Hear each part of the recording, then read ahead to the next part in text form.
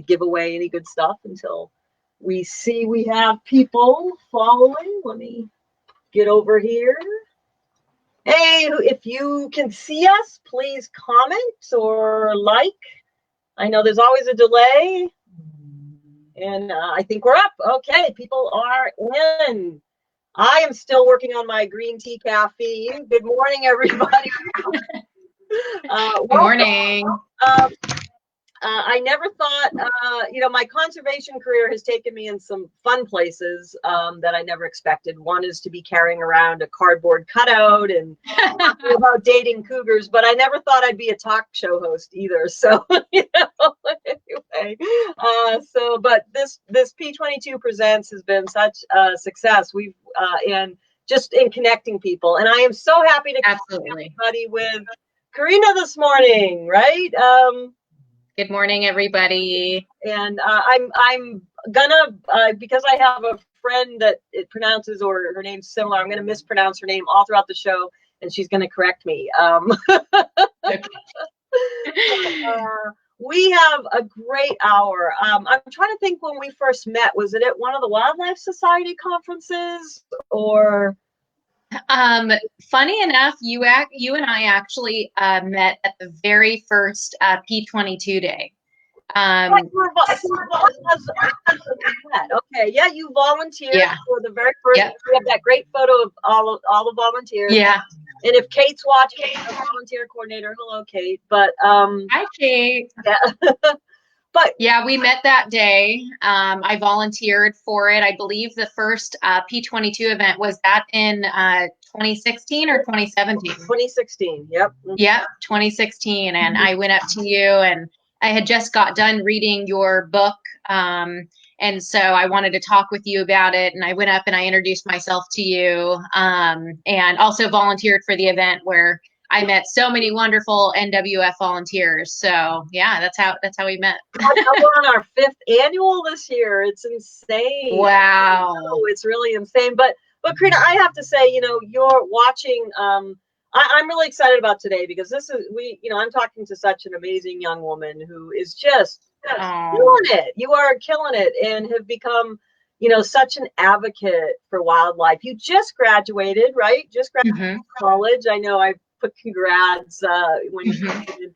But thank you. While working on your degree, you managed to be an advocate for mountain lions and other wildlife, to help people coexist through your work with the Mountain Lion Foundation and other groups. And I've been in, some of those, like the P-45. I've seen you in action. So, thanks for being on. And that's, we're going to talk about a lot of stuff today. But what I know I want to talk a lot about is, giving some really practical tips and telling some of your stories about, how people can coexist, and from your field experience, sharing some success and some failures, right? But first, talk about you. Like I always love to learn. We had Seth and Jeff on yesterday, and they're good friends, and I didn't even know some of the stuff they were telling me. How they got into science. Jeff, I think, started out fishing and frogs, for me, my dad and mom were big wildlife or animal people. We go wildlife watching. But for you, how did you get to love animals and want to become an advocate? Yeah, you guys are probably all going to laugh at me, but, I grew up in Los Angeles. I grew up in Burbank, California. And, I really didn't go out into nature all that much with my family. We went on maybe an annual camping trip every year where, maybe we'd go fishing or something like that. But really, I think I connected with nature through, visual media. So through movies, The Lion King and stuff like that. So, I mean, I always kind of really loved African lions and had no idea that mountain lions existed in the Americas. And the first job I ever wanted, the first career job I ever wanted in elementary school was to be a marine biologist. And then that changed over the years. But actually something that a lot of people don't know about me is that when I was going through high school, I was also going through beauty school, and I was doing That's hair why and makeup. hair always looks so good. Okay. I was doing hair and makeup for the studios, doing like commercials and special effects makeup. So I'm technically on IMDb as a makeup artist. And so, yes. And then I ended up getting into science because, a year or two after high school, I went to the San Diego Zoo and I saw my first snow leopard. Um, and that changed everything for me. I literally came back the next weekend and enrolled in community college and was like, I want to be a conservation scientist. So kind of an unorthodox story, I suppose. Makeup to lions, but hey. I love it. And we're getting some highs. Let's see. My brother says hello. Cynthia Barrett says hello. Hi, guys. From Janet Douglas, Cheryl Schroeder. So people, again, we have to stay so disconnected physically. It's great to do this. So that's absolutely. So it was really seeing that, that snow leopard and I'm with you. I didn't, growing up on the East Coast in Massachusetts, my first, except for the whale watching that I connected with was frogs and birds. We back then, because wildlife had been banished, I grew up in suburbia, and we didn't have anything big. We didn't even have raccoons, right? We had squirrels. Wow. Probably the biggest wildlife I would have a shot at seeing. Now, in a hopeful, if you go back to my neighborhood I grew up in, coyotes, bobcats. So there is some wildlife is coming back, but like you, I didn't know we had. I thought I had. I remember watching Born Free and thinking I had to go to Africa to see lions. Right. We had a cat on our continent because my at least immediate world was very small for wildlife. So one of the things I love, anybody now who grows up in LA has a lion in their backyard. I remember talking with Adam Schiff, who's our hero these days. Yeah. P-22, and he said he was talking with some leaders from Africa at one point who said that talking about their lions. He's like, "Hey, we have a lion," Right. Anyway. Yeah, and part of my journey as well has been really, I found your book. When I was in community college, going to Santa Monica College, and I read through your book and I started, researching the local lions around here and then learning more about lions across the Americas just in general. And so really, you've been such an inspiration to me, Beth, and everything that you've done. And also, the people that you had on yesterday, Jeff Sikich and Seth Riley and Miguel Ordeñana. I mean, all of those people have really helped shape my journey as well, as I've learned about all the little pieces that people are working on in this conservation puzzle. So it's a great community, and I agree with you. Like Miguel, God, he's just he's just wonderful. But yeah, learning from him and learning what it was like to grow up in LA, and his journey as well, and then Seth and Jeff that they put up. I just they are so awesome. But again, like you, have learned so much. I am not a practicing scientist, but I consider myself a scientist. I have a degree, and I dabble in research here and there, but I'm not a practicing one. And like you, I think both of us have sort of gotten into that middle ground of using that science to communicate. And absolutely. Before we get into the coexistence thing, I'd love to touch on that with you, because I think you're really effective at that. We're going to show a couple clips later today, but when did that?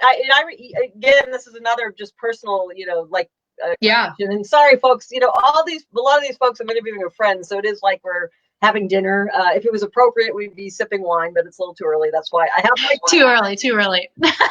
Calling, or you had a phone call about it, or we talked about it one of those years at the Wildlife Society conference. Right. You started seeing that was your area as well. How did you get to that realization when you were, because you were at the time, I think you were still in the thick of getting your science, that degree. When did you sort of learn that maybe communication was for you?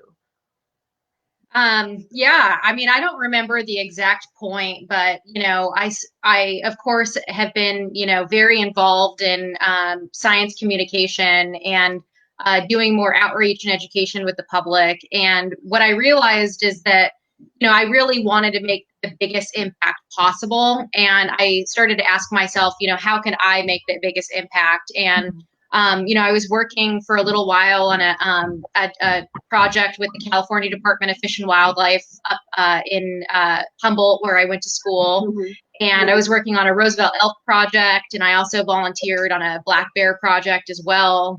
And I was doing that science, that field work every day, and getting that experience. And I've been involved with a lot of other research projects as well. And, what I realized is that, I wasn't sure if that's kind of what I wanted to do, in the long term. I love research, and I do have plans to do some other specific types of research, but I always thought that I wanted to be like the biologist who was out there collaring the lions and doing that. And I realized that there is a really big need for the coexistence work and the education and the outreach and bridging policy and wildlife policy and management with those papers that scientists are putting out, like Jeff and Seth that were on yesterday. We have those papers, but if no one does anything with those results, and no one communicates those results to the public, there's a big disconnect. And so, I'm comfortable public speaking, and I looked at what are my skills and how I could help. And that's how I kind of came more towards the advocacy and the science-based advocacy. Yeah, and you hit on, for me, which was I think a real epiphany as I've gone through, God, full scale now, 30 years. That I could be doing anything for 30 years. Again, I don't care about getting old, for great reasons. Who cares, right? But on the other hand, like, wow, 30 years. But yeah, I mean, I was very much you lead with the science, and that solves everything. And you need it. My God, we couldn't do anything without science. Absolutely. Current, pandemic. The states that are doing better are leading by science, not by But on the other hand, it's not enough, as we know. What was, a real wake up for me is, I mean, how many endangered species, despite reams of scientific papers, proving they're going to go extinct when extinct, and that, right. It's the value system. And that's something, as science communicators, it's up to us to bridge that gap and get less sciencey and more artistic. I joked with Jeff yesterday. He is not on Facebook. Jeff, we're talking about everything. Jeff Sickich, lead scientist with the Santa Monica Mountains in the National Park Service, working on cougar research. And when we started working together on the Save LA Cougars campaign, he just was mortified that I would carry a cutout around, talk about dating cougars. Come to, I think, trust me a little bit, but. He logs on to Facebook to make sure he jokes with me I haven't crossed the line, and I'm like, you mean I haven't? My God, I'm doing hot or not, Brad Pitt or P-22, right? So, but it is more art, and it is more a value system. And I think of one thing when I was writing my book, a talk that really hit on that was John Muallen, who wrote I have his book up here, Wild Ones, TED Talk on how Teddy Roosevelt really changed the game for bears in this country. Remember? Yes. He spared. Teddy Roosevelt was a big hunter, but I think it was actually Yellowstone. He was in Yellowstone and was hunting this bear and decided to spare him, and that raced across the news. And indeed, we have the teddy bear as a result. And, right. The value system around bears changed overnight in the country. And it's the same, the analogy, I think, here for mountain lions, as you know. California has a value system unprecedented on mountain lions. It's the only state you cannot hunt them for sport because of Prop 119, as you know. And if somebody did, there's a paper that in the 90s, seeing again that value shift from like 50s, 60s, where they were just hunted without, but these people, artists artists, Ronald Reagan, Yes. Jimmy Stewart, Robert Redford, all Gavin Newsom's dad, all Right. had this campaign that valued mountain lions. It had nothing to do with the science, although we needed the science to do this. So anyway, long riff. And just on that one, just on that topic before we move on, we need people, we need creativity. We are facing, the extinction of species, and we need so many diverse voices and creative strategies in order to save animals, in the Anthropocene. And as you mentioned, as those wildlife value systems change and we view nature not as, being doministic over nature, but being more, in line with, being ecocentric and all of that. We need people like you who make Christmas sweaters like that. I know, like I said, if you had told me early in my conservation career, I'd be, and this shout out to April, one of my staff members who came up with this idea. And, we originally had advertised it as Win Your Ugly Sweater Contest, your holiday ugly sweater contest, but they actually came out really nice. So, and I agree with you, Art. And let me get to some comments here.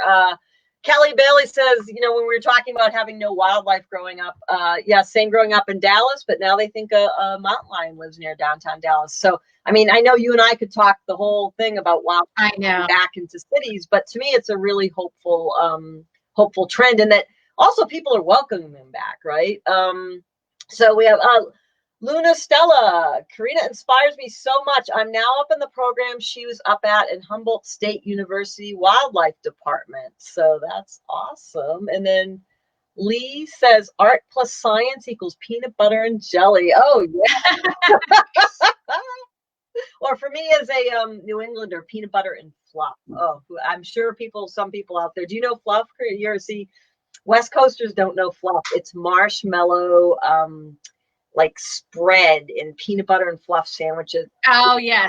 So you can't even buy fluff on the West Coast. So anyway, talk a little bit about how you got involved with promoting coexistence. What got, how you started learning about it and how you started, reaching out in doing some of these coexistence. So what was that journey like? Yeah, so I'm sure you remember this clearly, along with hundreds of other Angelinos. But, back in, I believe it was 2016, a local mountain lion named P-45 had killed a resident's goats in the Santa Monica mountain area. And a depredation permit was taken out on P-45, and a woman named Victoria took out the permit, and she wanted to kill P-45. And, this was public. It was made public somehow, and the community just kind of became, in an uproar.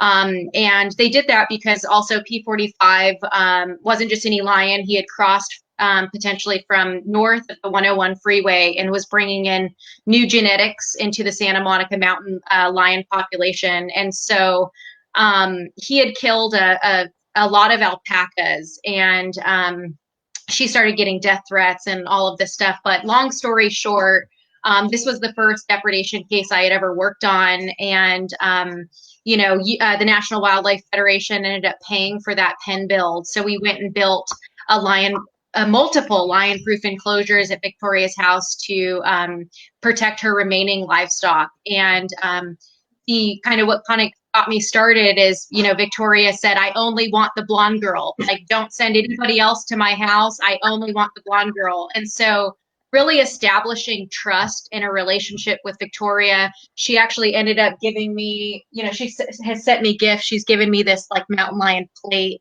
And so, just as a testament to working with her and trying to understand where she was coming from, and adequately protecting her remaining animals. So that's kind of how I got started. Started with P-45, and then, all the conflicts that are going on, responding to those as well. So a lot of what, this work is just for those who don't know and we're just signing in, oftentimes, a lion will kill someone's pet or livestock, and then I will go out and build a lion-proof enclosure or retrofit an existing structure.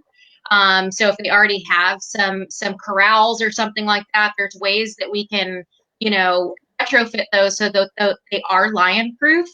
And then sometimes we do just prevention assessments. So I'll go out to somebody's house like Victoria's and I'll say, hey, let's look at what risk factors are around your property. What do you need to do in order to make your backyard more predator friendly? Or in this case, not predator friendly, right? So that's kind of the overarching gist of what I do. Yeah, no, and it's important because, and I'm trying to call up a photo of you. Let's see if we can get it. Here you are in action. Hold on. Yeah. I think, it's, here's good, building a pen. And was this the P-45 pen or was this another one? No, this one was actually for P-55. Oh, okay, gotcha. So, we'll get to some of the other stories, but it is about, it's so much is about building relationships and trust and coexisting. And for me, the P-45 situation illustrated a number of things that I think were really instructive for doing this work going forward. One was in the encouraging, and back to our topic of how the value system, especially in California, in LA, is about coexistence. The outrage around that. Now, I am not one who is for death threats or anything. On the other hand, listen, if you are going to take out a depredation permit to kill wildlife that belongs to all of us, we do have a right to be upset. And so I think that, that people were wanting to do something, not wanting that to happen. And especially, again, this, yes, it was about a mountain lion, but it was about the demise of, the potential. An entire population, potentially. You don't have that right on a mountain. Right. And just on that topic, I think that it's also important for us all to, when we think about these issues and when we think about these conflicts, it's also really important for us to understand that there are so many barriers as well. So, for example, there could be knowledge barriers. Maybe someone genuinely doesn't know they're in mountain lion habitat.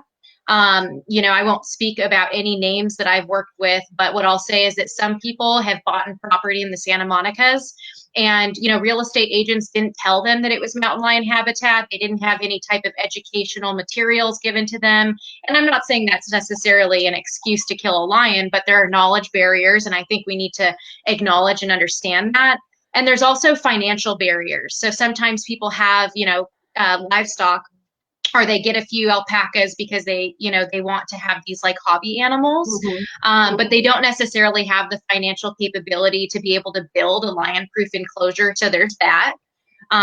Also permitting. So depending on where you're at, if you have a house or a property that has an HOA, a homeowners association, or you're in a special area where there's other city permitting processes, there's sometimes additional hoops and kind of bureaucracy that you have to deal with.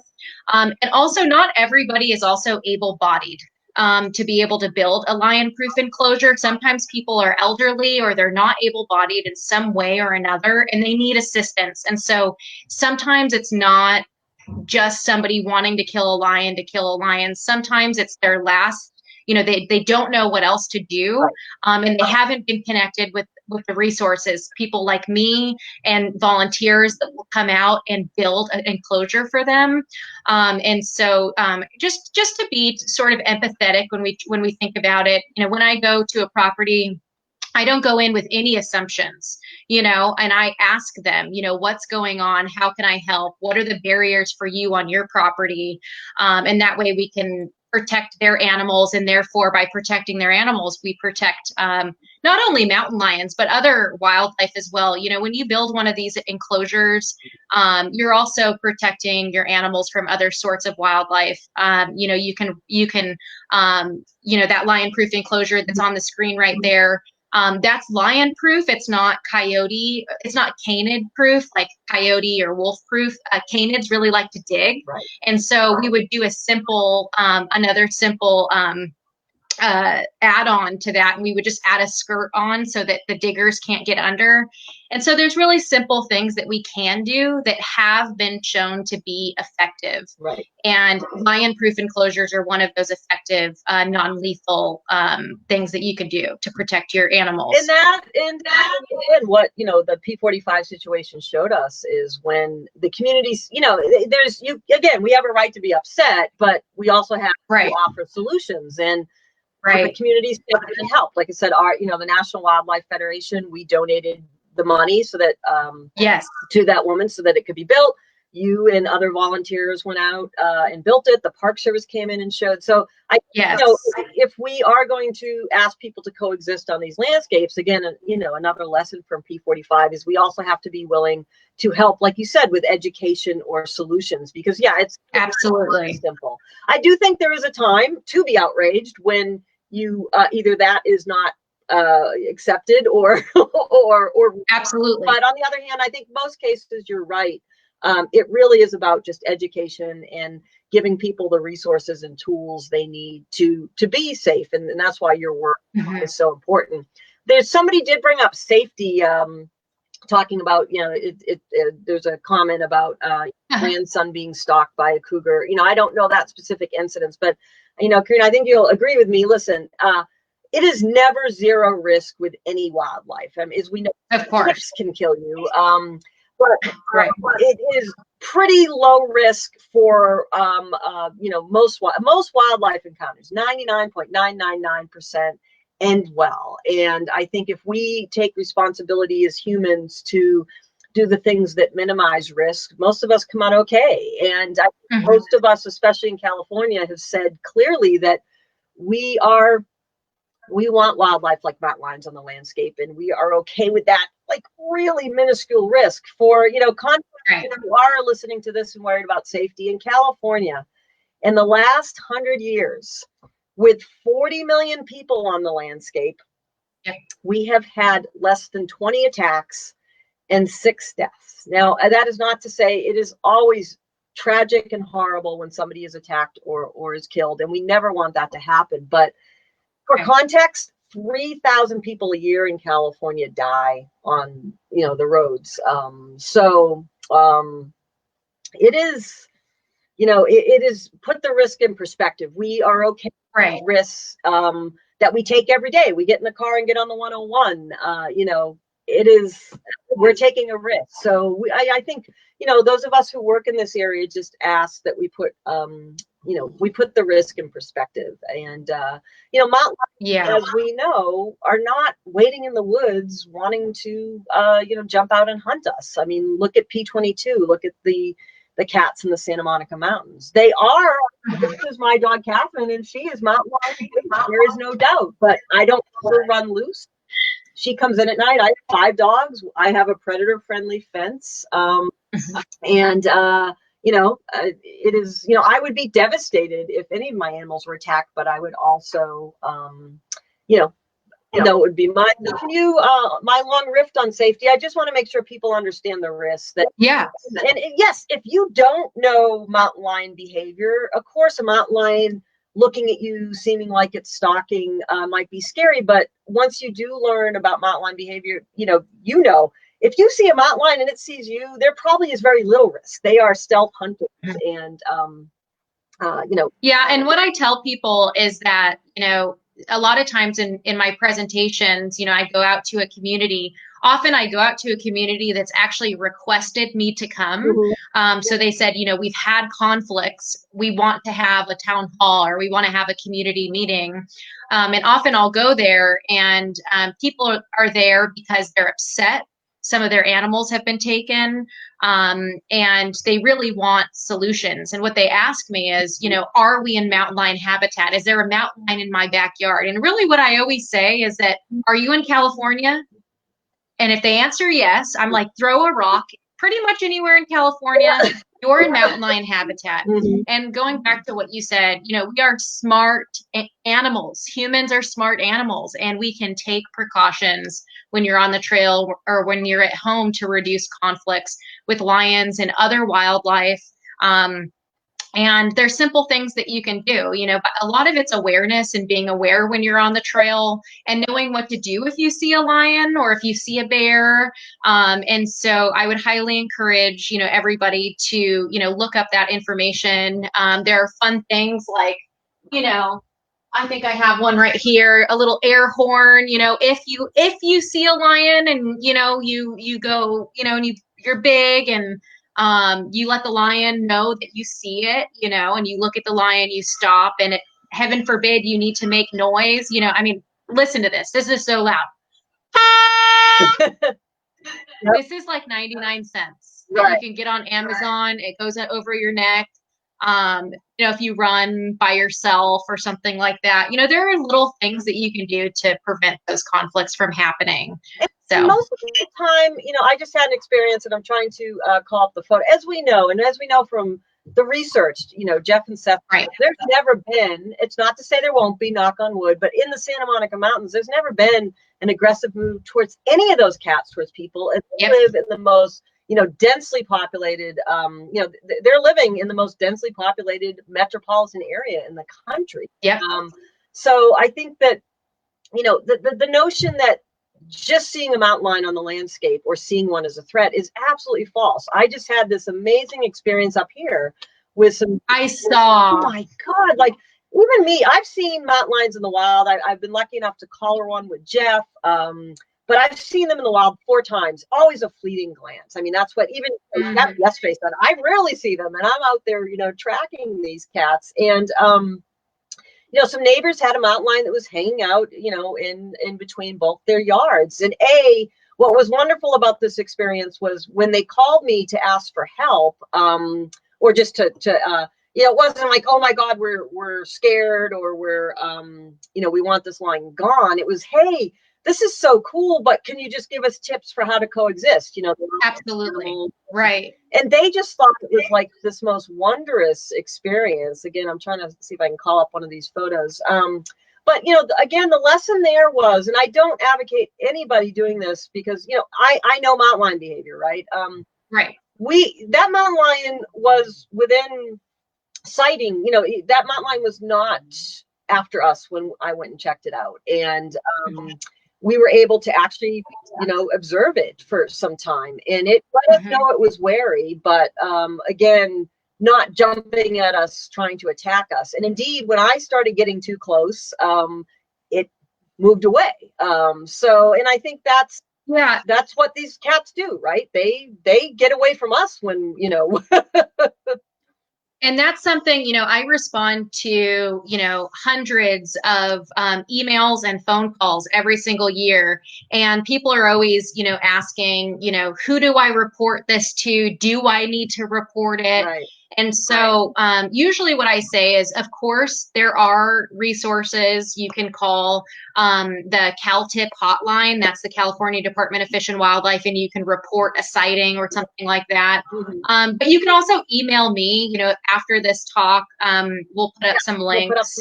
And you guys can contact or give me a call, and I can assess the level of threat.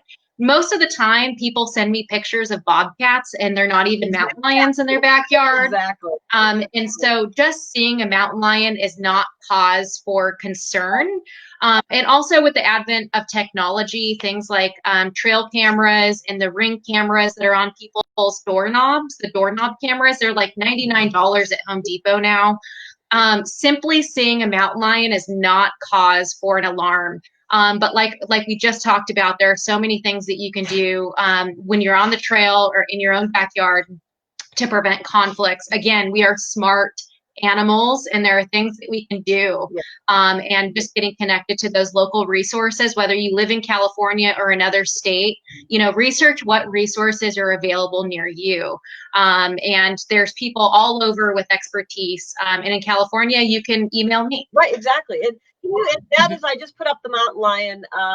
If you go to my Facebook page, a reporter wrote a great story, Matt Johnson, if you're listening on this. But it was, so this cat let us watch him nap. And that's awesome. I know, I'm still sort of like, wow, that's kind of a once in a lifetime experience. But again, just shows, that cat was very aware, much like P-22, who's living in a park with 10 million people visiting. I'm wondering how he's doing now because the park, right. But that cat was aware of us. And you got on a good point that we talked about yesterday too. There's not more mountain lions right now, really. I mean, nobody knows for sure, but they're a pretty self-stabilizing species. It's just that we have these cameras, and Mark, who's going to be on at noon today, Florida Panther biologist, just put, presence does not constitute a threat. I repeat that for you. Absolutely. And it's true. Absolutely. But can you talk about, again, this is this is what you do. Can you talk about what people should do? I mean, let's start out with just if you're hiking or you're in your yard and you see a mountain lion or mountain lion, what can they do to be safe? And I'm going to go let my dogs out while you start doing that. They have yeah. Okay. So what can you do? So we can talk about the trail first, if you guys like. I always get a lot of questions about recreation, and I know a lot of people aren't recreating right now. Right. But of course, once all this blows over with COVID-19, hopefully we'll be able to get back out on the trails and experience nature and relax. And so, when you're on the trail, there are a major thing is awareness. So I see so many people when I'm hiking with earbuds in. So the first thing is that normally when you're in nature, I was backpacking in Kings Canyon one time, and I heard the classic crack of a stick, and then I saw the black bear, right? And so oftentimes you're going to get these cues. You're going to get an auditory cue before you have a visual cue of something like a predator or a mountain lion. And so being aware and not having your earbuds in, I think, is very important, number one. When I'm hiking and there's a blind turn, so like, you're headed around a turn where you can't see the other side of, just if you're with someone, you could be talking with that person. There's been studies out of the Santa Cruz area in California showing that mountain lions are afraid of human voices. And so just simply talking, what was that? They played some music that they ran from, didn't they? In that study, I forget what artist it was. Yeah, so Chris Wilmer's lab, they did a study where they set up two camera grids. Yeah. And so there was cameras out on the landscape. One of them was a control where when a lion came by, a frog was played, a frog vocalization as the control to see if the lion would leave. And there was like a few lions that were scared of the frog. And then the other camera grid played Rush Limbaugh, which is hilarious. And most of the animals, of the mountain lions, they turned tail and left right out of there, showing that avoidance behavior in mountain lions when they hear human voices. So going around a blind turn like that and just simply talking can help alert an animal who's on the other side of that area, hey, there's a person coming, and then they can leave. And two people brought up exactly what I was going to say, which is that viral video that she scared the mountain lion off playing Metallica. So yeah. Love it. I was thinking after that went viral, and I have as a favorite now, like what song I would play, and I picked Guns N' Roses' "Welcome to the Jungle." I thought that was. Oh my God. And I think Metallica reached out to that person afterwards too, which is so cool. Yeah. And also, if you don't want to talk, when I'm alone, I'll clap around a turn just to let animals know. But to put it in perspective, when I was doing my wildlife study with camera traps in the Verdugo Mountains, mountain lion P-41 was coming up a fire road at night. This is where a lot of the hikers are during the daytime, but people, of course, hike at night. 12 minutes later, people walk down the trail, and knowing that area, there was no area for P-41 to like go, but somehow they didn't have an interaction. So he must have like hid in a part of the trail or something to avoid them. Right. So hiking with other people too can help reduce That also, a lot of the information that we do have about attacks or encounters, show that you should really have children close to you. And the way I say this in presentations is, if you have your 2 feet planted on the ground on a trail and you can't hold and grab your child, you're taking a risk. A little kid on the trail, they tend to, make really, high pitched noises, like, little kids sound like, hey, and when you think about it evolutionarily, mountain lions hunt, small mammals, medium-sized mammals. They have deer. They're opportunistic hunters. And so, there's a reason why hunters play the distress calls from certain animals, because they attract the animal, and, little kids make high-pitched little noises. So I'm not saying that that's necessarily like in the literature that's why, but just kind of speaking from my own perspective. Keeping children close. The kids run, and I think that is, and I again, the good news is, I have seen when small children have been attacked, and at least here in California, both times, like, the parents were obviously rightly, just worried for the safety of the kids. Absolutely. They also acknowledged, I'm thinking of the incident in the Bay Area, that they were on a mountain lion trail that had signage. Right. So yeah, right. You're right. It's about reducing risk. I think, again, yes. If you are worried about your children, and rightly so, just avoid. There are trails where there are no mountain lions, and focus on those, or keep your children safe, because like you said at the beginning, I keep animals. They're not evil. They're not bad. They're not looking at our kids like our kids and saying they're behaving like wildlife, and we are the ones who have to take a little more responsibility for. And I want to. Oh, go ahead. Oh, you got it. Mm-hmm. Oh no, and I want to say, before we move on from the trail, talking about safety on the trail, is also, kids. We covered that a little bit. Keep your kids close, keep them supervised, know what they're doing, and stay in close proximity. But also pets. Yes. So that's a big thing. I'm so with you. Yes. Pet owners, you guys got to step up. I have 5 dogs.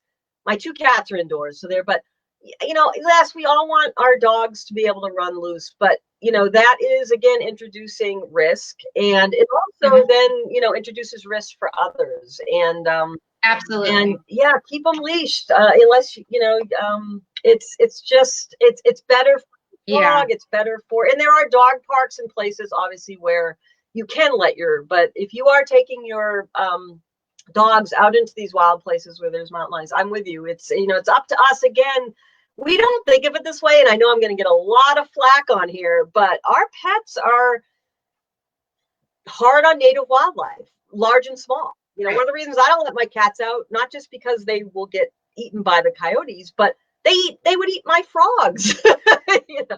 Right. Having pets on leashes, and that's why there's so many different types of human wildlife conflicts, right? Whether it's road collisions or depredation on pets and livestock, or when you're out on the trail and you don't pick up your dog poop, and dogs can transmit diseases to wild animals as well, which a lot of people are not aware of, which is another reason why to pick up your dog's poop when you're out on the trail. But wildlife behavior can vary seasonally. And so when you're taking your dog out into mountain lion or coyote habitat during, peak breeding season for coyotes, where they have pups and they're going to be a little bit more defensive, of course, as you would be as well if you had pups and you saw an unleashed dog. And so it's, like you said, it's really up to us. And if you do see a lion, you want to stop. If your dog is small enough, you want to pick up your animal. If your dog is not big enough, having it close on the leash. And you should practice this with your dog. Your dog should be well trained if you're taking it out on the trail, and your dog should know, come close to me, stay. Obviously, you can't really control what happens, if your dog gets excited because it sees a lion or a bear or a coyote, but, practicing and having your dog on voice command and also, on a leash is really important. So I just wanted to cover that because I feel like that's a big thing that happens in Los Angeles, especially with all the people on the trail, and people hike at all times of the day. It's like mountain lions in the Verdugos, for example. There's one mountain lion left. Nikita, Joanna Turner from Cougar Magic talked about her earlier this month. You know, hundreds and thousands of people are on the trails every single day there and at night. And so the wildlife really doesn't get that much of a break. There are certain hours where they get a break from people. They shift their activity patterns to be more nocturnal because of us. Right. And so, the least we could do is try to just, be responsible when we're recreating in nature. So that's, I think, what I have to say about the trail. I don't think I have anything else to add. I'm trying to think if there's any major things. Sometimes people ask me about bear spray. And what I would say is that, if you are a trail runner and you're running alone, or you're a mountain biker and you're willing to buy the training canister and know how to use it and have it be easily deployable on you. There's that one, you guys can look up that YouTube video of a runner who encountered a mountain lion on the trail, and he slowed down but started recording, and then he started like running away from the lion.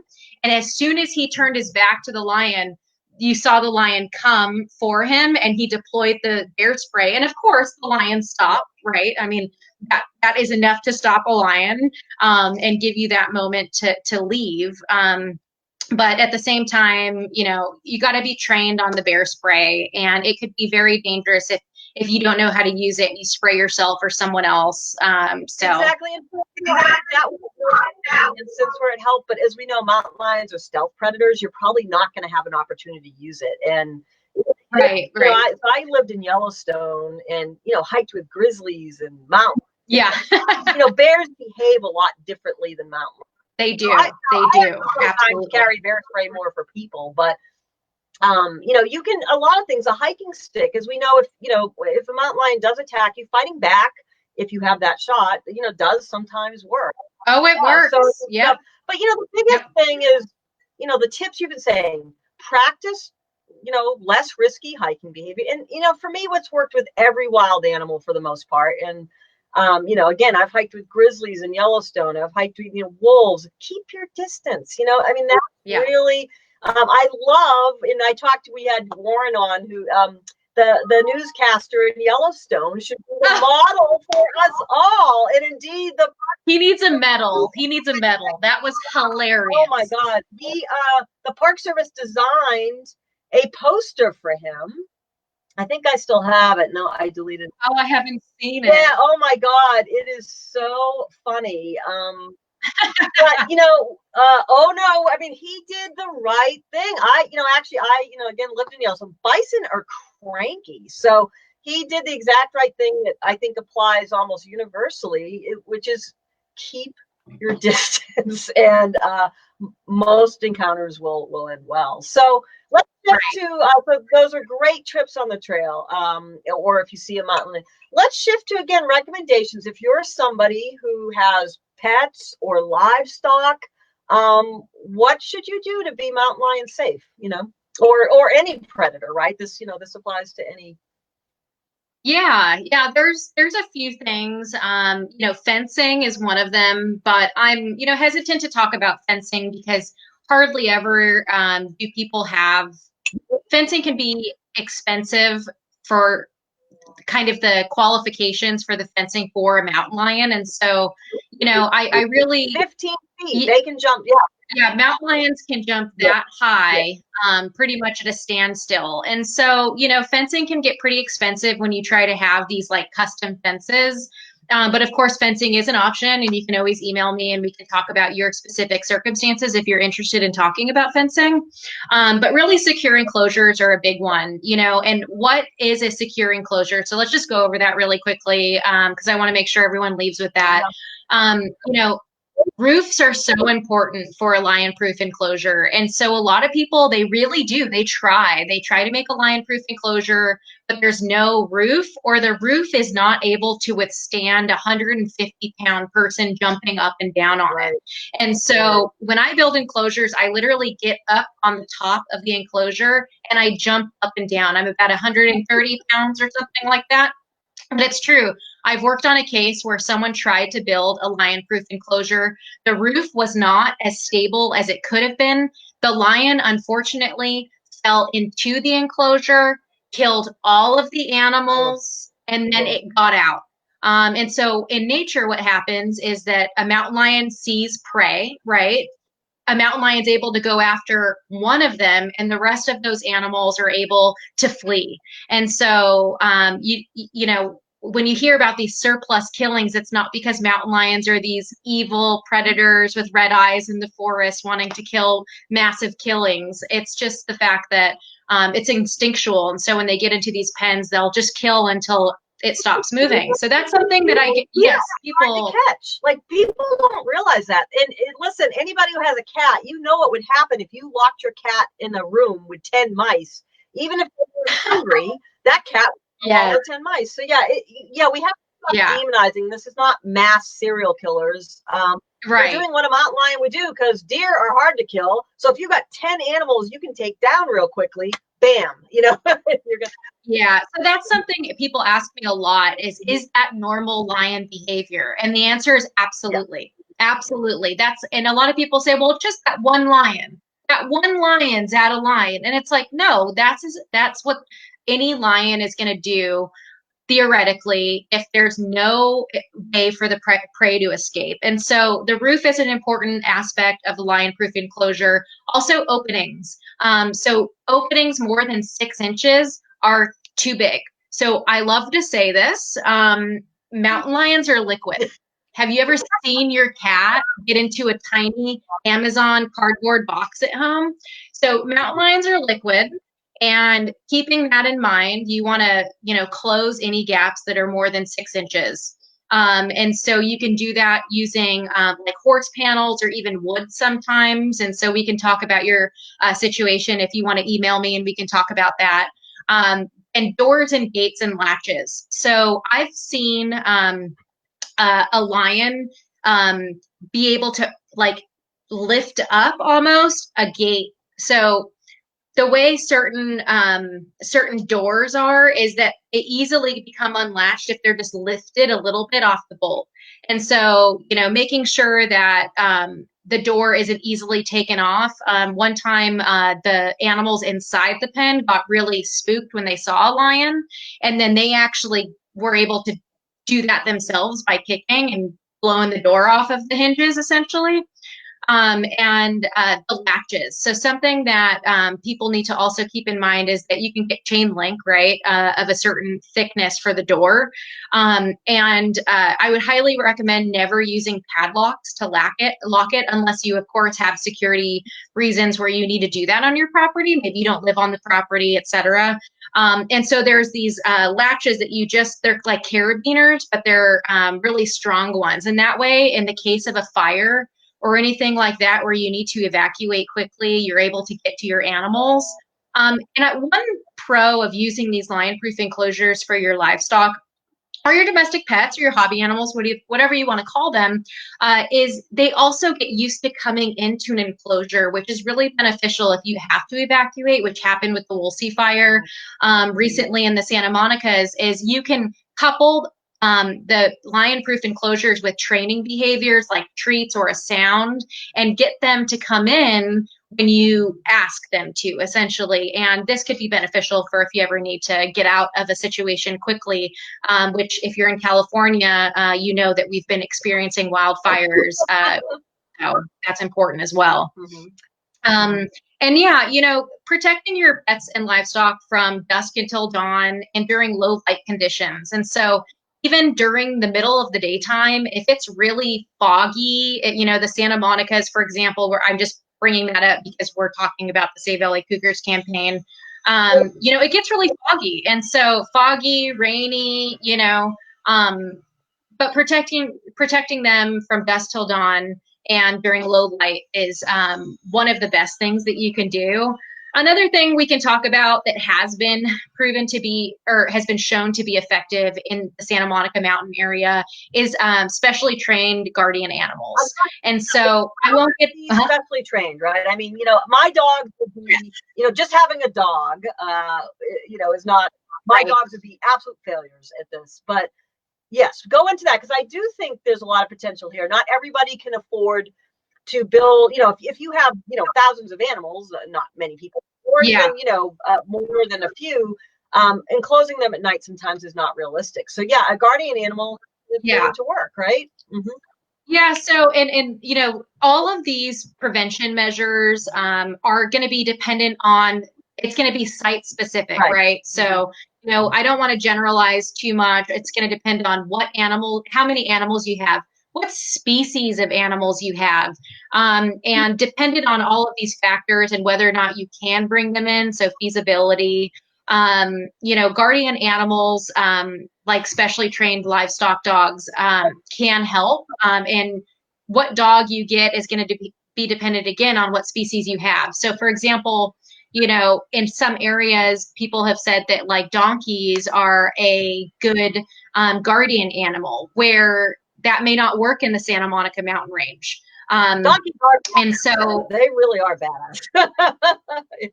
Yeah. But I've worked on a case in the Santa Monicas where a zebra, actually, someone had a zebra. Of course, this is Malibu. There's all sorts of weird things. A zebra was attacked. And so, and zebras are pretty badass too. And so specially trained dogs, and to consult with local wildlife experts to understand what has been shown to be effective in your area. Because these things are very site and geographically specific, all of these measures. One last thing to talk about with, conflicts at home is humane hazing. In California, since mountain lions are especially protected mammal, consulting with the California Department of Fish and Wildlife is recommended for that.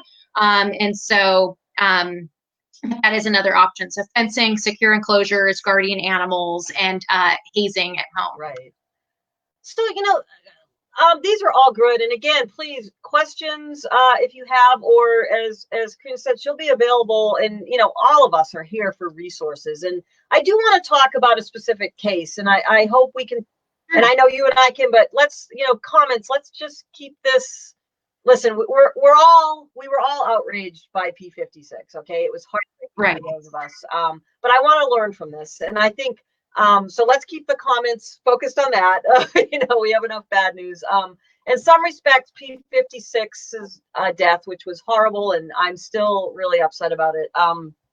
Spurred a lot of good change, and I think it really woke people up to some of the maybe loopholes, or that education was still needed.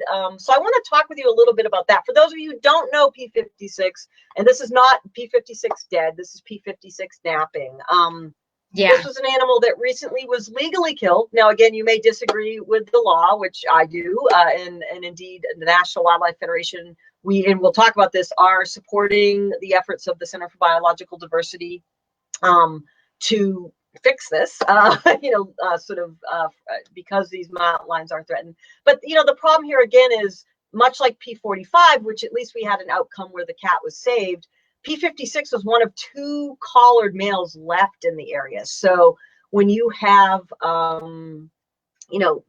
a very small threatened population and one is taken out for a depredation permit, that puts the whole population at risk. So I think that, trying to channel this outrage, and I think I really want to give a shout out to people like Senator Henry Stern and Assemblymember Bloom and Laura Friedman and Ben Allen and all the others who in organizations like Center for Biological Diversity, the Mountain Lion Foundation, and I'll give my own credit, who really took this terrible circumstance and advocated for, more protections. But so let me ask you first, what, I don't want to put you on the spot too much, but, what would you have done differently in that case? Or what would you have liked to have seen done differently? I know that, again, I'm trying to toe the line between not demonizing. It seemed like there was a lack of education there, because some of the things that the press reported, they did actually seem counterproductive. So do you think education or working together would have probably saved this cat? And is that what you'd recommend in the future? Yeah. So, I usually always err on the side of collaboration. And so, and before I, kind of answer that, let me give a little bit of background. So first of all, the California Department of Fish and Wildlife has dealt with depredation permits. So it was thought that Proposition 117 would, save California's lion, but little did people know, and this is a big misconception on, us trying to list southern and central coast mountain lions under the California Endangered Species Act right now, is people go, well, aren't they already protected? But what people don't know is how many depredation permits are actually taken out on mountain lions every year. And so in 2016, 238 permits were taken out and 120 lions were killed. Closer to us, 2018, 334 permits were taken out, 115 lions killed. And then we kill another about 100 on the freeways and roads every year in California as well. And so there are these anthropogenic causes of mortality like depredation that can severely affect mountain lion populations, especially small isolated populations that, the value of any one lion is ineffable. Like, in the case of P-56, when P-56 was killed, this hit me hard too, Beth, because I had actually worked to save his life a few years back when he preyed on animals in this general area in the Santa Monica Mountain area. And we were able to save his life that year through collaboration. And so what I think could have been done differently, and I don't want to, and I think the California Department of Fish and Wildlife and National Park Service and all of these agencies, do really great work. But what the barriers are here is that the agencies need to be working better together. So CDFW communicating with National Park Service, communicating with local nonprofits who are able to do some mitigation work on the ground, and working together as a community to be able to be a resource for people who may be experiencing livestock depredation. In the case of P-56, we could have went out there and mitigated the situation, built lion-proof enclosures, establish a relationship with this person potentially. But there are so many different jurisdictions, different agencies, and everybody kind of working on their own separate thing. And if we can connect those strings a little bit better, and so I see this, despite this being a horrible situation, I really see this as being an opportunity for us to talk more about these coexistence efforts. And I know you have Mark on later, and we can learn so much from the efforts in Florida and what they've done with the Florida Panthers. The agencies there have been working with local nonprofit organizations who've been doing things like panther-proof enclosures and education and outreach for years. And so we, of course, in California have used so much of their model because they have been successful. But I think it's also important for us to talk about the fact that, sometimes there are successes and sometimes there are failures, and to learn from those failures and to go into the future and saying, okay, this is what we've learned. We learned that certain mitigation measures, like, maybe like light deterrent devices are not effective in this area. And so the fact that that's included as one of the non-lethal measures someone can take, as part of that stepwise permit policy. I don't want to get too far. I'm sorry, I'm getting too far into the weeds, but the non-lethal steps that people can take, P-56 was legally killed. People had allegedly, done some of these non-lethal things like deterrent devices and sound devices. Right. But the thing is a lot of those are not effective in this area. And Jeff Sikich and Seth Riley from the National Park Service have been studying conflict for years. They study depredation as part of their research project. And they have, if people consult with them, they know what works in that area. They know that secure enclosures work. They know that guardian animals work, certain species of dogs work in that area. And so collaborating more, I think, is a way for us to save lions. And we can't just say, hey, we want to protect lions under CISA. We want to build this wildlife crossing and just care about mountain lions. We have to have a human-centered approach to this. Which they have done in Florida as well. And so kudos to the Panther programs there and all the organizations there working towards coexistence. And we can do that here as well. And so I think the goals are really to better understand depredation and human-lion conflicts, and learning how to reduce those in the future is where we need to be headed. Right, and we're I know we've talked about the National Wildlife Federation, is committed to education. As you know, you've been a participant in P-22 Day. We teach people how to coexist as part of this campaign. You're right. It's not just building the crossing. We have the ability to educate people on how to coexist, which I agree. I think in this case, education and the collaboration sort of, was clunky, but I don't think malicious. And I also say everybody to Chuck Bonham, who we've had talks with, to the California Fish and Game Commission, they want change. They saw this as, something didn't go right either. So again, I think a lot was inspired here by this cat's death that is going to, really help us in the future. And again, I look forward to NWF is going to be working with Korinna a lot more to provide these types of either interventions or education that we need to sort of coexist. We're going a little over, but that's fine. But I do need to wrap up soon because Mark's going to be on. But I would like you, and I would pull it up if I could, but my internet speed's really slow, so I'm afraid it'll crash everything. But you just did this great video. One of the things, and we will have the JP Rose on soon. Next week, I think, with the Center for Biological Diversity. Again, the National Wildlife Federation is officially supporting listing these threatened populations of mountain lions on the state ESA. The state, where it is right now, is Fish and Wildlife accepted it and has put it to the commission and recommended they accept it, which the vote is, I think, April 15th or 16th. You just put together a video. Can you tell people where to see it? And can you just say a few words on what people can do to help support that effort? Yeah, absolutely. There's a new video that was just posted. You can go to Cougar Magic's Facebook page or the Center for Biological Diversity. I know that P-22 has also reshared the video.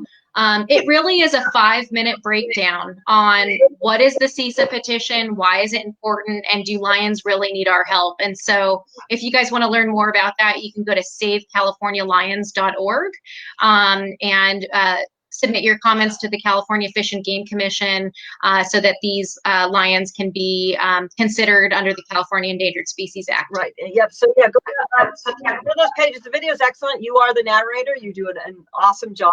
Thank you. And it does go into the depredation. And you did have a question here from Lee. Can you share your citations for the mountain lion mortality? Did that come from the CDF site? They make stats public. I've seen that spreadsheet, right? Yeah, so you can go onto the California Department of Fish and Wildlife website. They have a whole landing page for mountain lions. They post depredation statistics every year. They also post depredation information like the necropsy reports from depredated lions. They show the stomach contents, what's in those stomach contents, age classes of mountain lions, sex ratios, whether it's male or female that are doing the depredating. So all of those resources are available on CDFW's webpage. And I know that Justin Dillinger will also be on this series later. Justin Dillinger is the California mountain lion, biologist for CDFW. And also someone who's a little less known, Vicki Monroe is CDFW's human wildlife conflict specialist. And so they try to post all of that information on their website when it's available. And then how can people contact you if they have questions and again, you can reach her through us. Again, we'll be, not that we haven't collaborated in the past, but we'll be collaborating a lot more, having her do this vital education. But how can they reach you? So if you guys need assistance, whether it's virtual assistance over the phone or in person, you want a depredation prevention home assessment or any of those things, you need help building a lion-proof enclosure, technical assistance, etc., you can email me at korinnadomingo@gmail.com. My telephone number can also be added into the description here at the end of the video. Once it's posted, we can post some links to my website. And, I always need volunteers, people who are willing to undergo training here in Southern California. My focus areas for human wildlife conflict mitigation are the Central Coast and Southern California populations, but California in general. And so These lion-proof enclosures take a lot of people, a lot of human power out there. And so there's always need for people to get involved. And so if you'd like to get involved or you need assistance, you can reach out to me at my email, and we'll post my website link. Yeah, we'll post it. And again, these videos, if you obviously, if you're listening, you saw it, but they are available after these live broadcasts, and we can post link and stuff. Again, Korinna is such an amazing resource. You've just charged ahead and been such a good advocate, not just for the lions, but for how to, coexist. And, I think that to me, we have to also be focused on that if we're asking people to live with. Absolutely. So I really appreciate it. And, this is, again, we could go on forever. But we'll, stay tuned, I think is something to say. And again, please take action on, you can go to P-22's page, you can go to Save California Lions, and watch Korinna's video. It's really good. It really does give you context for why we want to do this, right? It's not, there's some science behind it. There's some good reasons, as we know, that we will not have cats in these areas if we do not give them special protection. So, and everything in that video has a citation. Yep. So if you're wondering where that information came from, nothing in that video is not derived from academic articles and the research that's going on. So again, we may talk about dating cougars, but we are scientists first. But tomorrow, not tomorrow, noon. So this is coming right up. We've mentioned, and Korinna's mentioned the Florida Panther a lot. This is directly analogous to what's been going on here. I mean, these Panthers faced, they were down to they had to bring in some Texas cats to to sort of infuse their gene pool, and they're still struggling. And we're going to have Mark on at noon here, coming up in about 45 minutes to talk about what they did. And I've been out there, I've seen what they did. Especially with fencing, but some of the ongoing struggles they're having. And Mark's a great guy, but I have to put in a plug right now.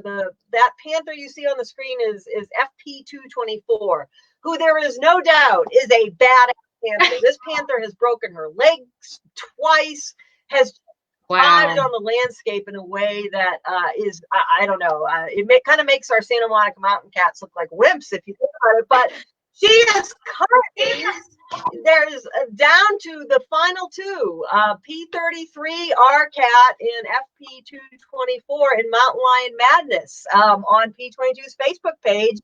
And because of Mark's sneakiness, she may win. So if you don't want outside Florida cat to win over the Santa Monica Mountain cat, you better get on P-22's page. Actually, I think it'd be kind of fun if she won, but nonetheless, our Santa Monica Mountain Cats. So get on there. I think final voting is the 7th, but get on and start spreading the word for our Santa Monica Mountain Cats, because that she may take it. And I'm going to end with not to put you on the spot, the question: what's your favorite Santa Monica Mountain cat?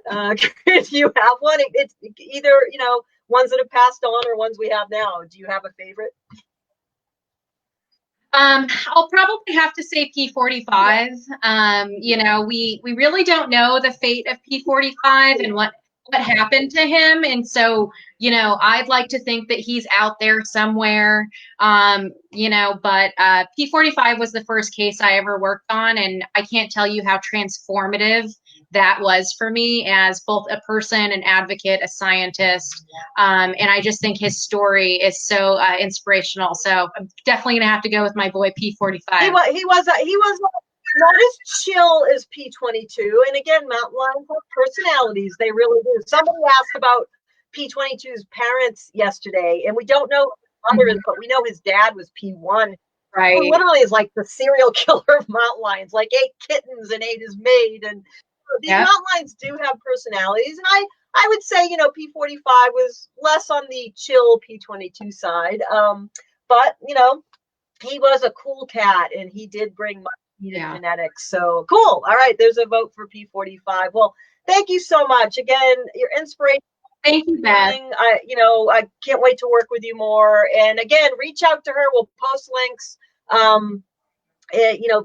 Use her as a resource. If you're having coexistence issues with mountain lions or any, wildlife, lots of good tips on what you can do, because it really is up to us. And I'm going to end with a little anecdote real quick that I know Korinna will agree with.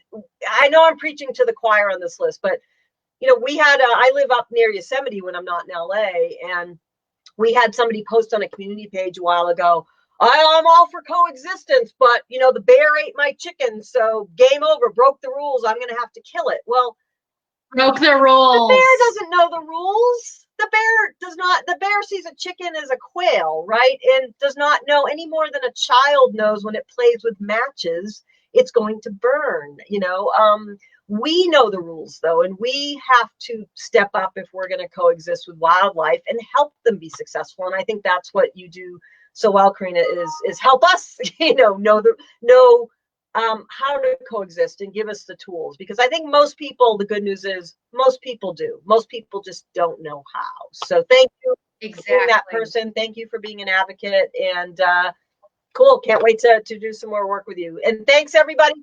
Thank you, everyone. For Mark, Florida Panther guy, you can ask all about, and you can ask how things are going in Florida. So anyway, we'll talk soon. Take care, everybody.